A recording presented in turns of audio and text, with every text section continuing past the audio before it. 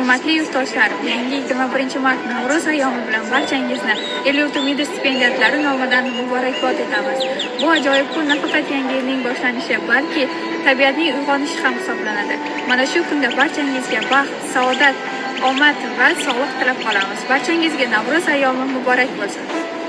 Men bugun barchani ezgulik, nafosat, yasharish, yangilanish ayyomi bo'lmish Navro'z umumxalq bayrami bilan barcha El-yurt umidi jamg'armasi stipendiyatlari nomidan samimiy muborakbod etaman. Ushbu kunda sizlarni quvonch va shodlik tark etmasin. Xonadoningizdan fayz va baraka, tinchlik, osoyishtalik arimasin. Yurtimiz doim tinch, osmonimiz musaffo bo'lsin. Fursatdan foydalanib, bizga yuksak ishonch bildirgan yurtboshimiz va aziz xalqimizga o'z minnatdorchiligimni bildiraman. Barchangizni kirib kelgan Navro'z bayramingiz bilan chin ko'ngildan tabriklayman.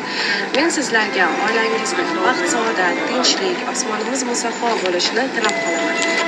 Xalqimizga, prezidentimizga, El-yurt umidi jamg'armasi xodimlariga yaratib berilgan barcha qulayliklar uchun va imkoniyatlar uchun chin ko'ngildan rahmat aytaman.